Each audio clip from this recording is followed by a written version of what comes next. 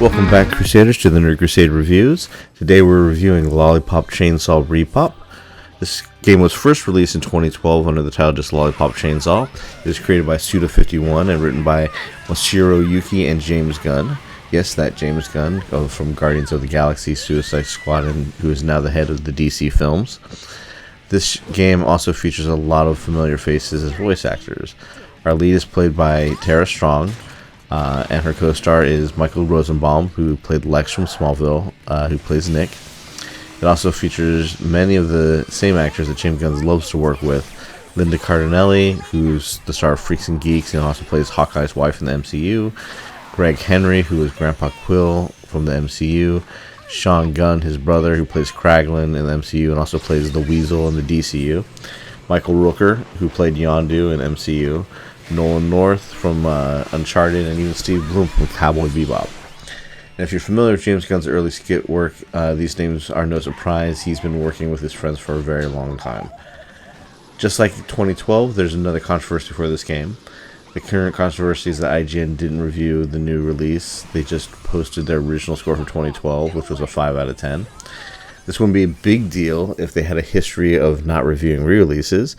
But since this is not the case and no official reason has really been given as to why, the internet has jumped onto the idea it's because the game does not fit the non-female exploitive and DEI narrative that game journalism wants, which might be likely, but like I said, there's no official reason given. But if they review Dead Rising's remake this week, then it's going to add more fuel to the fire as to why didn't you review Lollipop Chainsaw Repop. Now back to the game. The good... This game has always been a fun time to play and been a mimic of a classic B-horror movie comedy. For those who have played the original game, we would also know that this is a tribute to a handful of different musical genres. Each level is a romp through musical genres from punk to funk, metal to new age, and rockabilly. The original music from 2012 was spot on, and the new music in 2024 is good, but doesn't hit the mark just as well as the original music. The Auto QT option is a great addition as well, although it does seem to be a little bit buggy and confused at times. Michael Rosenbaum really brings the comedy to the script with his line delivery and playing off of Tara Strong's perky positivity. The game is easy to learn, it's fun to master, and overall is a good fun time and just brings you back to being a fun video game. Now the meh of this game would be compared to the remakes of today, specifically the magic that Capcom has been doing with their graphics are really kind of blah. This is clearly a game that looks like it has like an HD filter, AI upscaling, a sharpness filter thrown over it, where Capcom is literally taking their old games and remaking it in the new RE engine. The new Repop mode feels like a kid-friendly version with the blood and gore taken out and replaced with sparkles and more family-friendly imagery, which really doesn't give fans of the original a reason to play that mode. The good news is there is an original mode that is uncensored that you can play.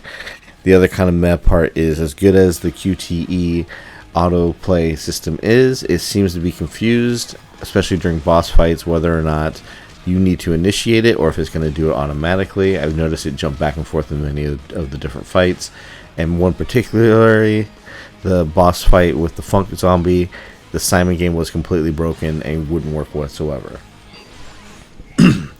Now, the bad is, with the graphics looking just meh, the real noticeable failure here is the audio wasn't remastered or re-recorded, and it's very apparent with the more sophisticated sound systems that we have today. The dialogue during these scenes will really make it apparent that it's not utilizing your full range of sound that most new games do now. The game probably sounds fine on a basic stereo system, but on anything hi-fi or surround sound, it will feel very lacking. Some of the mechanics and controls are more buggy than the original, and the few minigame sequences just don't work. Like I said, the Simon minigame with the Funk Zombie boss fight.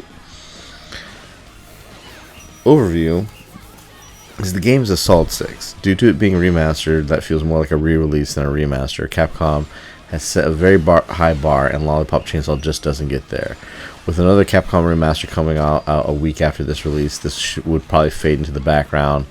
But for fans of the original, it's enough here to have fun down memory lane and enjoy a game on the current hardware and just have a good time. It's clear everyone working on this game from the original team to the Repop team had a great time creating and playing in the zombie-filled world of Lollipop Chainsaw. Check it out. You can find it on Xbox, PlayStation, and I believe PC as well. Alright, that's our review, and thank you for watching. See you next time.